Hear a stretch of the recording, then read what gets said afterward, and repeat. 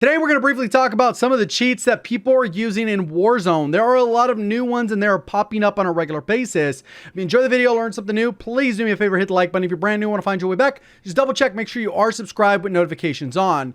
This person was cheating on a brand new account. They had multiple accounts and they swapped to this account, started cheating. And after this match, they ended up getting banned as well as their Twitch stream taken down.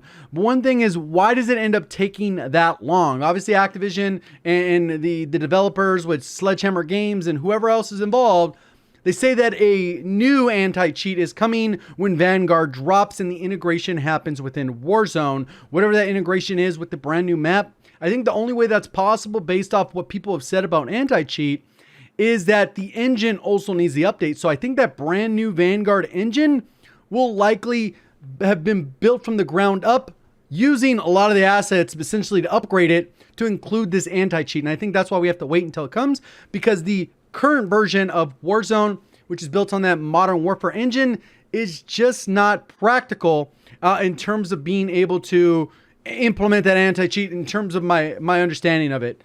At the end of the day, that also means that there is some kind of anti-cheat in place that was not built to detect stuff like this. And that is alarming. Like, what will the new anti-cheat test? Because at the beginning of Warzone, they didn't have all this type of stuff. They had basic aimbot, walls, and that type of stuff, 2D radar or whatever. And now they're evolving like significantly. This dude got cracked. He comes back because it's buybacks. But this dude has everything. He has some speed hacks, third-person hacks. You're going to see he puts on some night vision goggles. I don't have the audio on there because he was basically playing copyright music the entire time. So the audio isn't all that important. But what is crazy is that these things have developed over time. These weren't day one cheats of Warzone, and people have been out there developing it. So my concern is that when this integration happens and Warzone gets implemented with this new anti-cheat and new map, what cheats are going to be developed that they didn't account for, because they definitely didn't account for these when the game came out. So maybe it's slightly understandable. Hey, this stuff happened. They weren't prepared for it. But the number of cheats and the spoofers and all that stuff seems like they're aggressively attacking those people that even when they get new accounts, they're hardware banned, they're IP banned, or whatever the bans that are coming through. I'm sure some of you guys got friends that have been banned and they say I was banned by accident or whatever. More than likely, if you're banned permanently, you were cheating in some capacity. Whether it was a unlock tool, which seems to be one of the easiest ones to track and actually ban, because you got, whatever unlock tool available, those people seem to have gotten banned pretty easy. But you can see how the person plays. I mean, it's kind of interesting that the game could even be functioning with this third-person POV, where you can actually, the game actually function. And that skipping is the speed hack. That's how they look on your screen.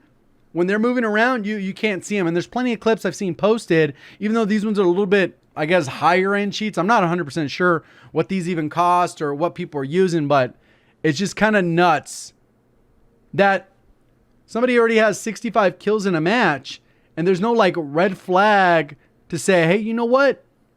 This guy has 100% headshot accuracy, or 70% or whatever the hell the number is. His accuracy is too high. He's using a level 1 account. Now he's up to level 8. It should have been immediate. There should be some safeguards in place to at least shadow ban them so that then they wouldn't even have access to Warzone. But you'll see they go ahead and transition and do some other things. So he goes back to first person POV so you can kind of see what's going on. But it's just bizarre to me. I don't have a lot of faith. They obviously say they're cheating. I know that there's been a lot of people that have been tagging me saying, hey, JGOD, this guy's cheating live. Normally I retweet it and just say, hey, see if we can get this guy banned. Usually they're banned in 30 minutes from when I tweet it out. So I'm not sure if people at Activision are just following my account or what. But at the end of the day, I mean, I shouldn't be the person being the person that needs to get people banned. It should just be an automatic occurrence. I know that just from Twitter alone, I don't know, I've gotten at least 10 different accounts banned where somebody tweets me, says, I think this guy's cheating. I look at it, I retweet it, and the person gets banned pretty quickly. Based off, the proof that they're actually cheating, like we can see in this case. This doesn't look anything like normal gameplay. So, I mean, it is kind of obnoxious that we still have this problem. And I know there's that whole mentality, if I can't beat them, I'm going to join them. But all you're doing is just creating new accounts, which gives the game false positives. If anything, you should just give up on the game. You're if you legit don't want to, if you still want to play it, Like if you're choosing to cheat over just saying, hey, you know what, screw it, I'm gonna play something else. You know, then you're at least making a statement. Hey, you know what, I'm leaving the game until you guys get it fixed, and that's a huge statement. Other than, hey, you know what, I got 37 accounts, so I could play your game. And guess what? Now you have 37 new players, and it looks like a false positive that the game continues to grow despite players leaving in hordes. I know that a lot of people, about a month ago, when Apex had their brand new season, when you had people like Nick Merckx and all those content creators jump over there, they came back after 2 weeks. That's kind of a normal thing. I've been doing YouTube long enough where I kind of understand where people are going and coming from. Apex wasn't it 3 years ago. For more than 2 months, it ain't going to be it for people now, you know, or whatever, 2 years ago when it dropped. Nothing against that game, but if you're a Warzone player, you're not jumping over to Apex thinking this is the, you know, best thing since sliced bread. It's just not happening. And there's other games that'll come out, and hopefully they put on a show, because this is very disappointing that something like this is even possible. I mean, obviously we have Battlefield on the horizon. Hopefully they'll give us an alpha or a beta by the end of this month in September, where we'll have an opportunity to try the game early. I know that there's a lot of high hopes for that game, but we'll kind of see how the gameplay is. I know they dropped the gameplay trailer that actually looked pretty good, but it just looked more Battlefield. The guy actually fell off the roof. It's like, dude, you got all these cheats. It doesn't save you from the 1 or 2 ways you can die. Even got speed hacks for the plating, or it just doesn't even look like it. He still needs to plate up some more. And then we have Halo later this year. The Vanguard multiplayer, which there's tons of information coming about that with the different modes, which seems like that could be fun. I think overall as a whole, 6v6 is kind of a dead experience.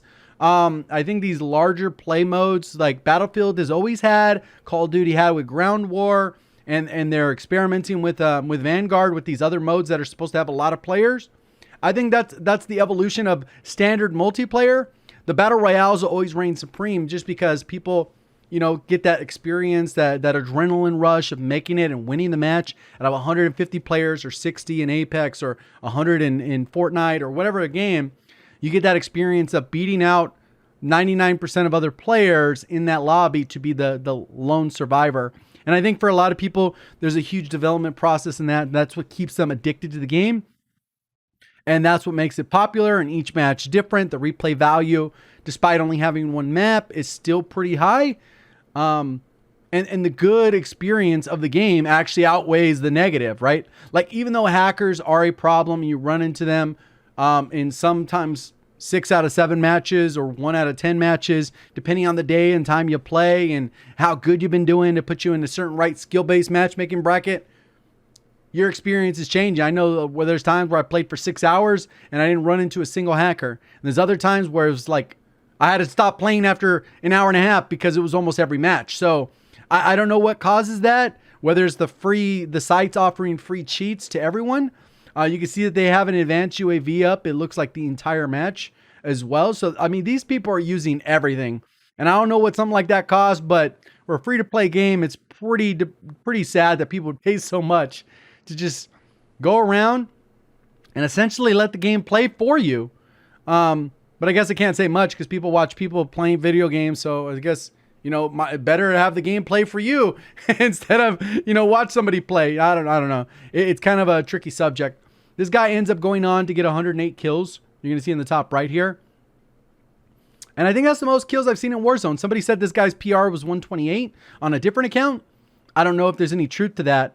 But yeah, this is a pretty sad state. I don't have a lot of faith in this Vanguard integration. Like, I'm hoping for the best, but I'm expecting the worst, because I think that there's enough cheat creators out there, if they're not strong on their effort to shut these things down, that they'll just continue. Like, every popular FPS game has some kind of level of cheating. CSGO's been around forever, and they have cheats still in their game, and there's a lot of, it's just the volume at which you're able to interact with those should be significantly lower. Like, obviously cheats can't be gotten rid of completely, because I don't think there's any first-person shooter that's ever done that.